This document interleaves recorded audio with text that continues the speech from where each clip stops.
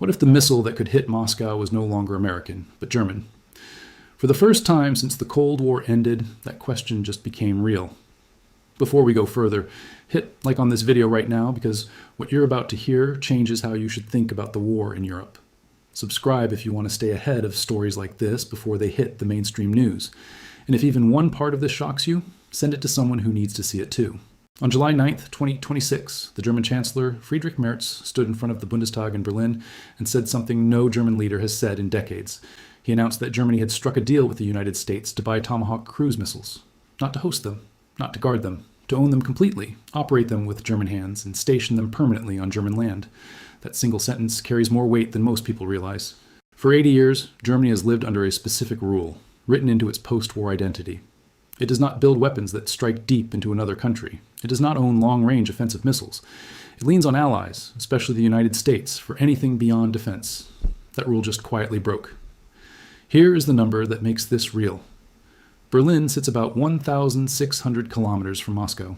The Tomahawk missile can travel up to 2,500 kilometers. That gap of 900 kilometers used to matter. Now it does not. For the first time since the 1980s, a country other than the traditional nuclear powers in Europe will have a missile in its own hands that can reach the capital of Russia. So today we are going to unpack this properly. Why did Germany suddenly get a weapon that America refused to sell it before? What happened to the original plan that was supposed to bring these same missiles to German soil 2 years ago? And why did that plan quietly die? What does this deal actually include, and what is still hidden behind closed doors? And by the end, you will understand why a war being fought thousands of kilometers away in a completely different part of the world is the real reason Germany is now holding a missile that terrifies the Kremlin. Let's rewind first, because context makes this story make sense. Back in July 2024, the American president at the time, Joe Biden, and the German chancellor at the time, Olaf Scholz, signed an agreement. Under that plan, the United States itself was going to bring long-range weapons to Germany starting in 2026. Not just Tomahawks, but a whole family of powerful systems. SM-6 missiles, capable of hitting both aircraft and ships. And something even more advanced, a developmental hypersonic weapon called Dark Eagle, a missile so fast it can outrun most existing defense systems on Earth. But here's the key detail people miss. In that original plan, none of these weapons would have belonged to Germany. They would have been American missiles, fired by American soldiers, under full American command. Germany's only job was to provide the land, the roads, the security, and the support. The actual power, the decision of when and where to fire, would have stayed entirely in Washington's hands. That alone was enough to worry Moscow. Russia reportedly threatened to restart production of its own intermediate-range missiles, just at the idea of American long-range weapons returning to German soil. That is how sensitive this category of weapon is. It is not just a piece of hardware. It is a message. And Russia read that message loud and clear back in 2024. Then, something strange happened. The plan disappeared, quietly. No dramatic announcement, no press conference explaining why. According to reports, the Pentagon scrapped the entire unit that was supposed to bring these weapons to Germany sometime around May 2026. And the reason behind that cancellation is where this story takes a turn nobody expected. America's missile stockpiles had been drained, not by a war in Europe, not by anything related to Russia at all, but by an active conflict thousands of kilometers away, the ongoing war between the United States and Iran. Missiles that were supposed to be built up for a long-term deployment in Germany were instead being used, or held back, because of demand from a completely different battlefield in the Middle East. Think about what that actually means. A promise made to Germany in 2024, meant to protect Europe from Russia, was quietly broken in 2026. Because America's weapons were needed somewhere else entirely. That is how connected modern wars have become. A conflict in the Persian Gulf can directly decide whether Europe gets the protection it was promised against Moscow. Nothing happens in isolation anymore. So Germany was left with a choice. Wait indefinitely for a promise that clearly was not coming, or take matters into its own hands. Merz chose the second option. Instead of hosting borrowed American missiles, Germany decided to simply buy its own the missiles outright.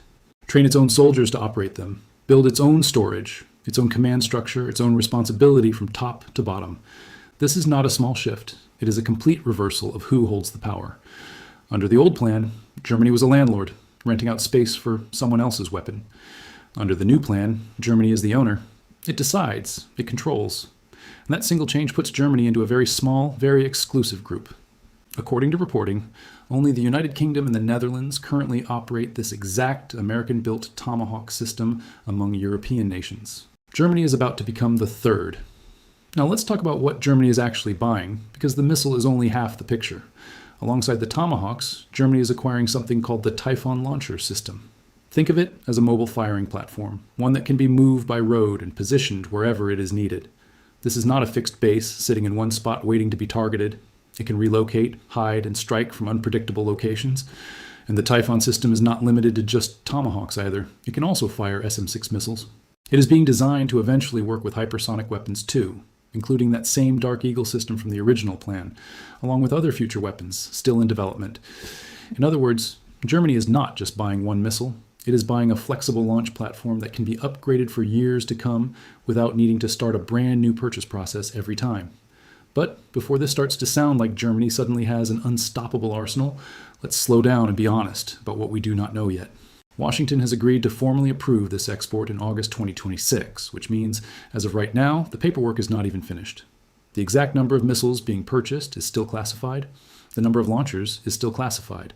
The total cost of the deal has not been made public. Even the specific locations inside Germany where these weapons will be based have not been announced. A small number of missiles sitting on one or two launchers would still send a powerful political message. But it would not, by itself, give Germany the kind of sustained, large-scale strike capability needed to fundamentally shift the military balance in Europe. This is a serious first step. It is not yet a finished fortress. We're at the halfway point of this story, so let's pause for a second. If your mind is already connecting the dots between the Iran war, the missile shortage, and this new German deal, that is exactly the kind of thinking this channel is built around. Tap subscribe if you want more breakdowns like this one, where we connect the pieces other channels skip, and drop a single word in the comments. Just tell us which part surprised you the most so far. Now let's understand why Germany wanted this so badly, because the reasoning goes back to a small piece of land most people have never heard of, called Kaliningrad. It is a heavily armed Russian territory, squeezed between Poland and Lithuania on the Baltic coast. Russia has stationed short-range missiles there for years, well within striking distance of major European cities. For a long time, Europe had no direct answer to that threat. Russia held a card that nobody else at the table could match. That imbalance is part of what pushed Germany toward this decision. Merz himself described the missile deal in blunt terms, calling it an important piece of deterring Russia. Not attacking, not provoking, deterring. The idea is simple, even if the politics around it are complicated. If Moscow knows that any aggressive move could be answered by a missile capable of reaching its own capital, the calculation changes completely. Deterrence works on a strange kind of logic. Nobody wants to actually use these weapons.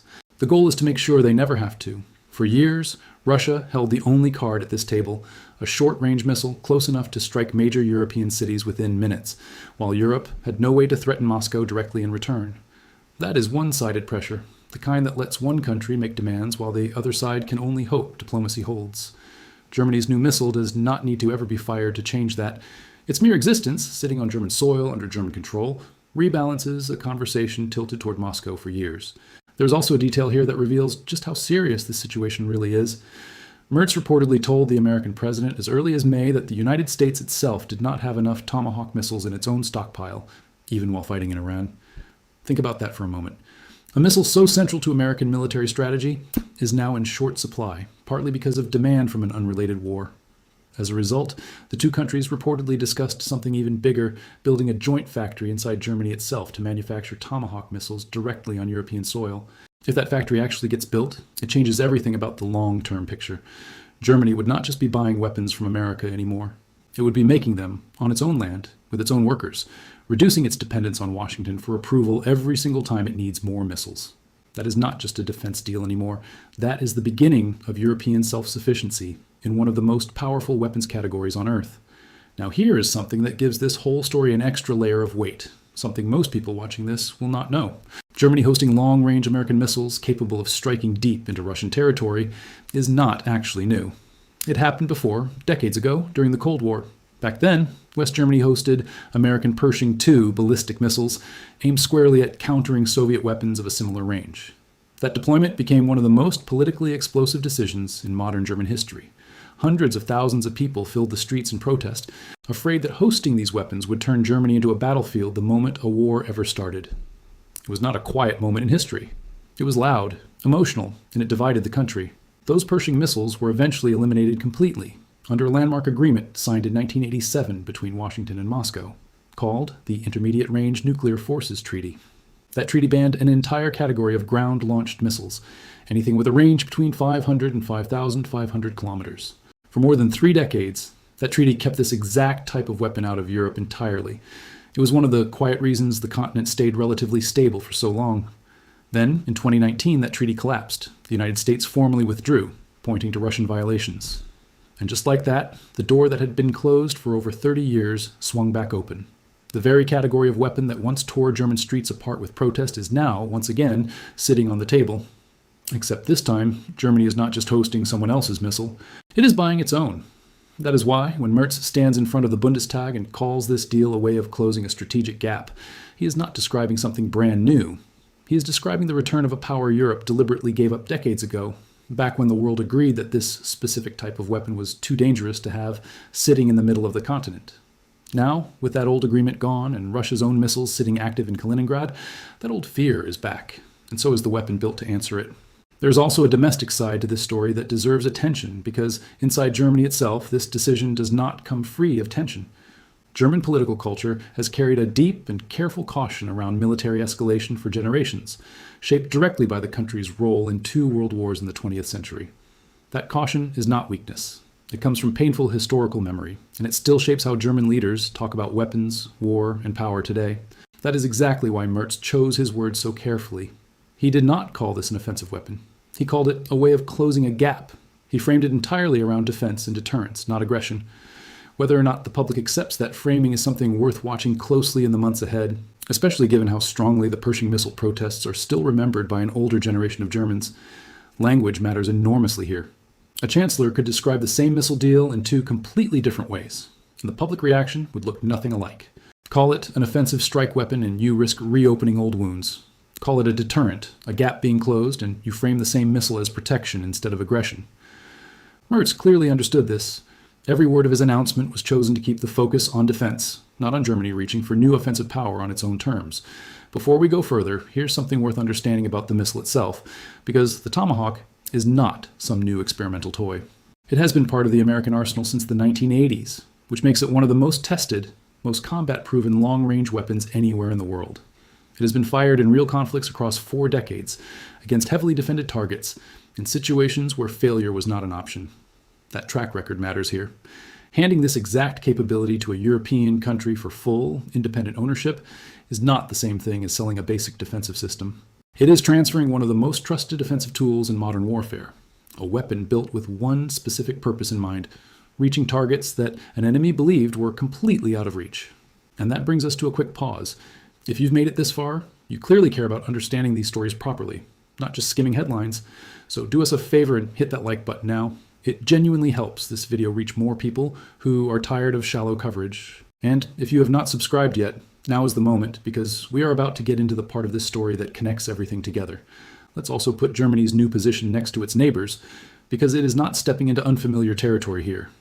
The United Kingdom has operated Tomahawk missiles from its submarine fleet for years now, as part of its own independent strike capability, separate from its nuclear forces. The Netherlands operates the same system as well. So Germany joining this group is less about creating something completely new, and more about expanding a small, trusted circle of European nations that Washington already trusts with this exact weapon. What makes Germany's version different is the delivery method. Instead of firing from submarines hidden underwater, Germany's missiles will launch from mobile, ground-based Typhoon systems. A submarine is hidden by the ocean itself. A ground-based launcher depends on mobility, constantly changing position, so it becomes harder to track and strike first. It also carries different political weight, because these launchers sit visibly on German soil under German command, not quietly submerged at sea. Let's also think about how Moscow is likely to respond, because history already gives us a clue. When the original 2024 plan was announced, the one involving American-owned, American-operated missiles, Russia reportedly threatened to restart its own production of intermediate-range missiles. If Moscow views this new German-owned version as functionally just as serious, maybe even more serious because it removes American control from the equation entirely, a similar reaction, or something even stronger, would not be surprising at all. That could mean expanded missile deployments in Kaliningrad.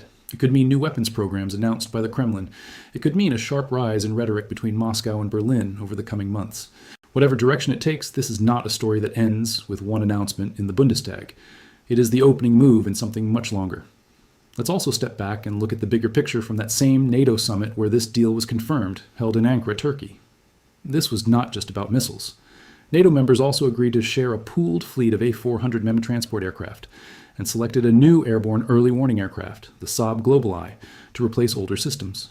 On top of that, the American president announced Ukraine would be allowed to begin producing its own Patriot air defense components domestically, something Kiev had requested for a long time. And in a moment that captured just how tense that summit really was, Merz reportedly said in public that the United States is being humiliated by Iranian leadership. That is an extraordinarily direct thing for a sitting German chancellor to say about America's own ongoing war. It tells you something important. This was not a routine diplomatic gathering with polite handshakes and vague statements. It was a summit where alliances were being tested, promises were being rewritten, and leaders were speaking with unusual honesty about the pressure everyone is under. Now, let's connect this to something Germany has struggled with for years, its own hesitation around long-range weapons, especially when it came to helping Ukraine. Germany owns a missile called Taurus, capable of striking targets around 500 kilometers away. For a long time, Berlin refused repeated requests from Ukraine to use these missiles against targets inside Russian territory, even while Russian attacks on Ukrainian cities continued. That hesitation became one of the most criticized parts of German foreign policy throughout the war. This new Tomahawk deal is almost the exact opposite instinct. Instead of holding back a long-range weapon out of caution, Germany is now acquiring a missile with roughly 5 times the range of Taurus and putting it fully under its own control. That is not a small adjustment in policy. That is a complete shift in how Germany sees its own role in this war, moving from a country that was careful to the point of criticism to a country actively building the exact kind of long-range power it used to avoid. So what does all of this actually mean for the balance of power in Europe? Even with so many details still classified, the signal being sent to Moscow is impossible to ignore. A country with Germany's population, industrial strength, and economic weight is moving, for the first time since the Cold War, toward owning and operating a weapon that can reach the Russian capital, without needing to borrow that power from anyone else. Even if the first battery ends up being modest, even if it takes years before this becomes a large-scale capability, the message embedded in the decision itself already landed the moment Merz spoke those words in the Bundestag. Russia's missiles sitting in Kaliningrad were once a one-sided advantage. That advantage just got a direct answer, sitting on the other side of the map, built and controlled entirely by Germany. There is also a longer-term angle worth thinking about, tied to that possible joint missile factory inside Germany. If that factory actually goes ahead, it changes everything about the long-term picture. Germany would not just be buying weapons from America anymore. It would be making them, on its own land with its own workers, reducing its dependence on Washington for approval every single time it needs more missiles. That is not just a defense deal anymore. That is the beginning of European self-sufficiency in one of the most powerful weapons categories on Earth. This deal might be the first concrete step toward actually building it. There is still so much we do not know. We do not know exactly how many missiles are coming. We do not know exactly where inside Germany they will be based. We do not know the total price tag, or whether the joint missile factory idea will actually become real. Washington's export approval is not even expected until August 2026, which means even the legal green light for this entire deal is still weeks away as you're hearing this. But here is what we do know for certain. For decades, Germany avoided this exact category of weapon.